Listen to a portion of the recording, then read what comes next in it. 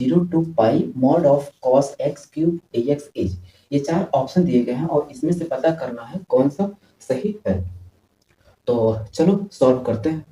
तो हमको मिला क्या है, integration 0 to pi mod of cos x cube dx, यही है। चलो ठीक है।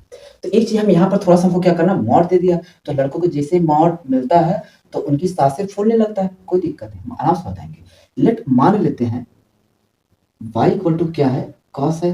तो हम इसको ग्राफ मेथड से बताते हैं, ठीक। बाकी करने का तो और तरीका है, लेकिन चलो ग्राफ से कर लेते हैं क्योंकि हर क्वेश्चन ग्राफ से नहीं, कुछ कुछ क्वेश्चन ग्राफ से कर लोगे तो भला ही है, ठीक। अब ये बोलता y इक्वल टू कॉस है, इसका ग्राफ तो बच्चा बच्चा जानता है क्योंकि ये 9 से ही सिखा दिया जाता है।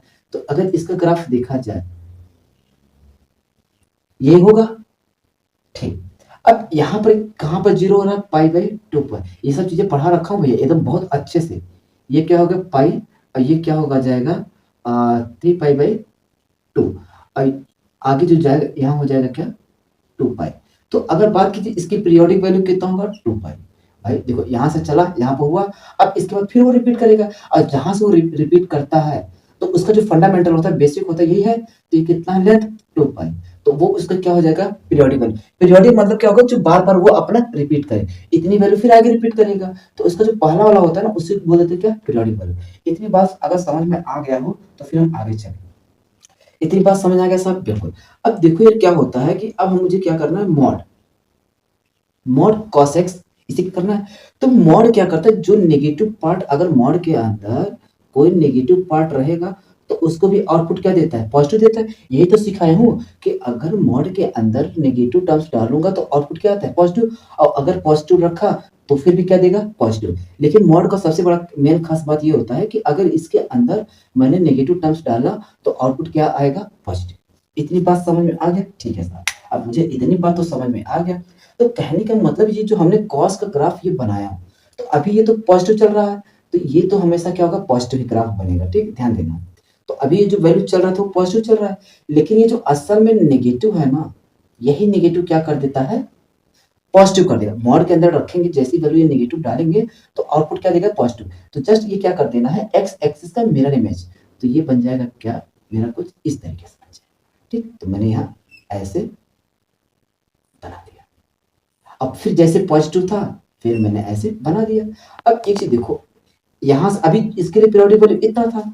अब देखो यार, अगर इसकी पीरियोडिक वैल्यू देख रहे हो यहाँ से यहाँ तक चल रहा है, फिर यहाँ से फिर रिपीट कर रहा है। देखो अगर इसकी पीरियोडिक देखा जाए, यहाँ से ऐसे चला यहाँ आया तो फिर से देखो वही यही जो यहाँ से यहाँ तक गया फिर यहीं से स्टार्ट हो गया। तो इसकी पीरियोडिक वैल्यू अगर देखा जाए तो कितना है, पाई। कितना है, पाई। इतनी बात समझ में आ गई। देखो एकदम बेसिक तरीके से पढ़ा रहा हूँ, ठीक, समझना है कितना होगा पाई। अब दूसरी बात समझो, हमको दिया गया है कितना लिमिट, 0 से पाई। कितना है, 0 से पाई। तो एक चीज देखो, मैं इसको दो तरीके से बता सकता हूँ। या तो भैया देखो ये वाली वैल्यू क्या होगा, पाई बाई 2। तो अगर इसको ब्रेक करना है तो पहले कहां से कहां तक लिमिट लगाओगे, 0 से पाई बाई 2 पहला, और दूसरा क्या करोगे, पाई बाई 2 से पाई, दूसरा तरीका, ठीक, पहला तरीका। तो दूसरी तरीका क्या है, एक होता है जो यहाँ से यहाँ तक चले उतना है एरिया तो यहाँ भी होगा, मतलब इसके बीच का डिस्टेंस कितना है, पाई बाई 2। इसके भी बीच का डिस्टेंस कितना होगा, पाई बाई 2। कहने का मतलब जितना लेंथ यहाँ है उतना ही लेंथ यहाँ भी है। बात समझ आ गई। तो कहने मतलब जितना एरिया यहाँ होगा उतना ही एरिया तो यहाँ भी होगा। तो कहने का मतलब ये हुआ कि अगर मैं एक पार्ट की वैल्यू निकाल लूं उसी का 2 टाइम्स कर दूं तो क्या 0 से पाई तक वैल्यू पूरा का पूरा मुझे मिल जाएगा, बिल्कुल मिल जाएगा सर। तो मैं इसी को देखो दो तरीके से कह सकता हूँ, तो मैं दोनों तरीका बता रहा हूँ, बस समझना। तो और दूसरी बात, जो मॉड के अंदर कॉस है ओवरऑल वैल्यू कैसा आ रहा है, पॉजिटिव। तो ये टूटेगा तो किस में टूटेगा, पॉजिटिव टूटेगा। किस में टूटेगा, पॉजिटिव। अगर नेगेटिव होता तो नेगेटिव, ग्राफ यहाँ नेगेटिव दिख रहा है, नहीं, सबके सब क्या दिख रहा है, पॉजिटिव। तो ये जो मॉड टूटेगा किस में टूटेगा, पॉजिटिव। बहुत बेहतरीन। तो मैं इसको देखो दो तरीके से मैं कर रहा हूँ, लेकिन करूंगा एक ही तरीके से। 0 टू पाई बाई 2, तो ये हो जाएगा क्या, cos cube x dx plus integration pi by 2 और ये हो गया pi cos cube x dx। तुम देखो दोनों से सॉल्व करोगे तो आंसर सेम आएगा, वैल्यू में कोई चेंजेस नहीं होगा। एक लड़का चाहे ये कर सकते हो, इसी को मैं दूसरे तरीका बता देता हूँ। क्या दोनों की वैल्यू क्या है, सेम। तो मैंने एक यूनिट का निकालूंगा, दोनों का क्या कर दूंगा, 2 टाइम्स। तो क्या हो जाएगा 2 इंटीग्रेशन, अब लिखिए लिमिट लगे कहां से, 0 से पाई बाई 2। अब वैल्यू है कैसा, पॉजिटिव। तो कॉस क्यूब एक्स dx बात समझ में आ गया? ठीक। अब चाहे यार तुम इसको सॉल्व करो लेके और चाहे इतने को करो, बात दोनों की सेम है। बात समझ आया कि नहीं? ठीक। चलो तो अब मैं इसको करना तो तुम खुद से कर लेना, बाकी मैं इससे चल रहा हूँ करना। ठीक। तो इसको क्या कर देना, यहाँ से हटा देना। ठीक। क्योंकि मैंने बोला जितनी क्वेश्चन होगा जितने तरीके से लगेगा ना, वो हर एक मेथड बता दूंगा, ताकि कोई कह नहीं सकता हाँ सर ये भी तो तरीका है। नहीं, हर एक तरीका बताऊंगा। ठीक। चलो इसके सिवा अगर कोई दूसरा तरीका हो तो बता देना। हाँ एक दो तरीका है मैथमेटिक्स से, ग्राफ की भी जरूरत नहीं पड़ेगा, वैसे भी बता दूंगा। ठीक। वो भी तरीका बता दे रहा हूँ कुछ टाइम, थोड़ा सा रुको। अब देखो यार कॉस क्यूब है, इसका तो इंटीग्रेशन मुझे पता नहीं है, तो अब इसका थोड़ा सा फार्मूला देखो। कॉस क्यूब एक्स तो क्या होता है, 4 cos cube x minus 3 cos x. क्या मैं यहाँ से कॉस क्यूब एक्स निकाल सकता हूँ क्या? बिल्कुल। तो इधर माइनस है, इधर भेजेंगे क्या हो जाएगा, plus 3 cos x equal to 4 cos cube x. अब ये क्या है, मल्टीप्लाई, इधर भेजेंगे क्या हो जाएगा, डिवाइड। बात समझ में आ गया? बिल्कुल सर, समझ में तो आ गया। 2 इंटीग्रेशन 0 टू पाई बाई 2। अब क्वेश्चन हो गया 2 कौड़ी का, अब इसमें कुछ जाने नहीं बचा। ठीक। तो अगर कभी भी ऐसा क्वेश्चन मिले तो भैया हमेशा ऐसे ही करना है।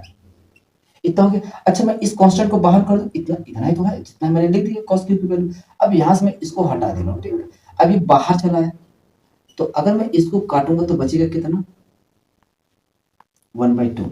अब इसका लगे हाथ क्या कर देते हैं, इंटीग्रेशन। cos का क्या होता है, साइन 3x/3, और इसका क्या हो जाएगा 3 साइन एक्स। कुछ नहीं होगा, साइन एक्स ही होगा। 3 कांस्टेंट ने बाहर कर दिया और cos का क्या हो जाएगा, साइन एक्स। बस अब लिमिट लगाने की बात है और कुछ नहीं। इतनी बात समझ आ गया, इसको भी अब हटा देता है। ठीक। चलो तो इसी को थोड़ा सा यहाँ देखो, तो थोड़ा सा इसको इरेज कर दे तो ज्यादा सही होगा। ठीक। चलो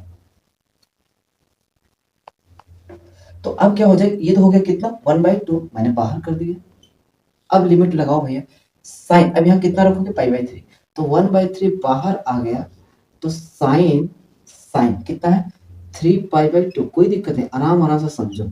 और लोअर लिमिट कितना है, 0। अगर नहीं करना कोई दिक्कत नहीं, इसमें रखो, plus 3 sine π/2 minus lower limit. अब अपर लिमिट हमने रख दिया कितना, π/2। अब लोअर लिमिट कितना रखेंगे, 0। तो 1/3 साइन 3 इंटू 0 तो क्या हो जाएगा, 0। और लोअर लिमिट कितना हो जाएगा, -3 साइन 0। ठीक। इतनी बात समझ आया? बिल्कुल सर।